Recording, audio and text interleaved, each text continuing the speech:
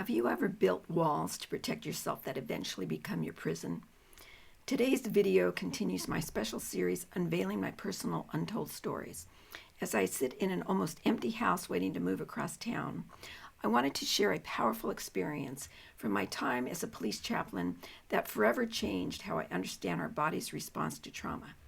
Please don't forget to like and subscribe for more insights on unwinding pain.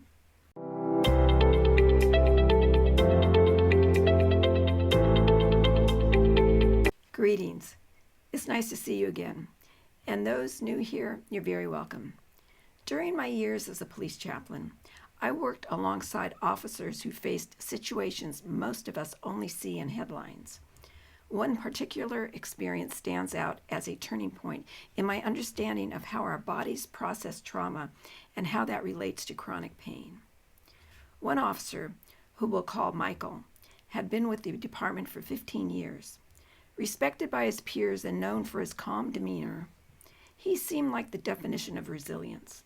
He'd respond to countless traumatic calls, from fatal accidents to domestic violence scenes, yet appeared to move through his career unscathed by the emotional weight of it all.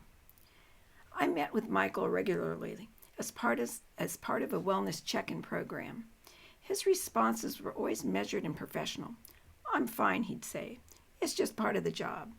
And I believed him until the day everything changed.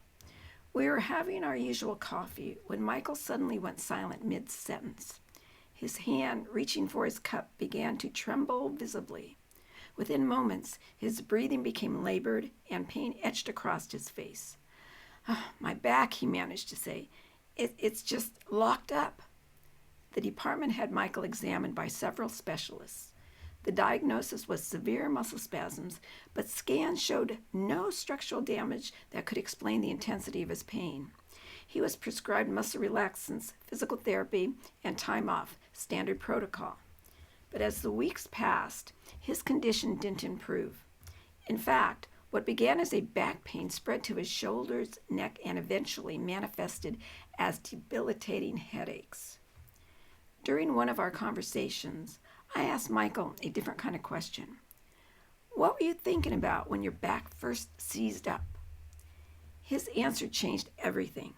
He had been recounting what seemed like a routine call, a domestic dispute that had resolved without incident.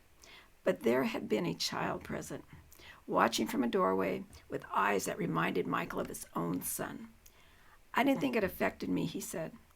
"I did my job, filed my report, and moved on to the next call. That's what we do." What Michael was experiencing is something I've come to recognize in many first responders, the physical manifestations of emotional armor.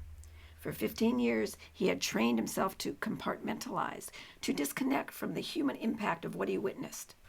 This was his protection, his armor, allowing him to function in high-stress environments. But our bodies keep score. The nervous system doesn't distinguish between physical and emotional threats. Each time Michael pushed down a natural emotional response, grief, fear, anger, his body absorbed that energy and stored it. The neurobiological process is remarkable. When we repeatedly suppress emotional responses, our muscles contract, our breathing becomes shallow, and our nervous system remains in a state of high alert. Over time, this creates patterns of tension that can manifest as physical pain. In Michael's case, years of emotional armor had literally hardened in his body, creating a prison of pain that medication alone could not address. Our work together took a new direction.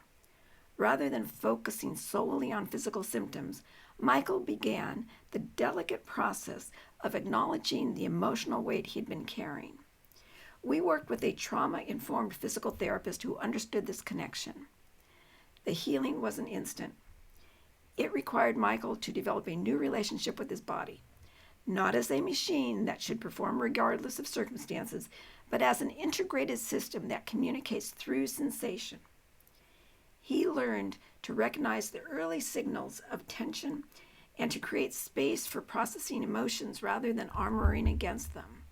Simple practices like mindful breathing, body scanning, and even writing became tools for releasing what he had been storing.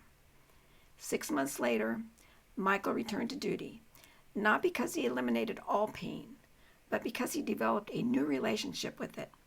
He understood that his physical symptoms were messengers, not enemies. This experience fundamentally shifted my approach to pain recovery. I realized that for many of us, pain isn't just the result of physical injury or illness. It's often the physical expression of our protective strategies. I share this story because many of you might be wearing your own invisible armor. Perhaps it developed during childhood when expressing emotions wasn't safe. Perhaps it formed in a workplace where vulnerability was seen as weakness. Or perhaps it emerged during periods of overwhelming stress when disconnecting seemed like the only way to cope. The question I invite you to consider is, what emotional armor might you be wearing that has hardened into physical pain? Where in your body do you feel the weight of unexpressed emotions or unprocessed experiences? Healing begins not with fighting against pain, but with listening to its message. Your body isn't betraying you. It's trying to communicate with you. So thank you for joining me for today's story. Please check back here tomorrow for further videos in this series. So it's bye for now, and I'm wishing you a comfortable week.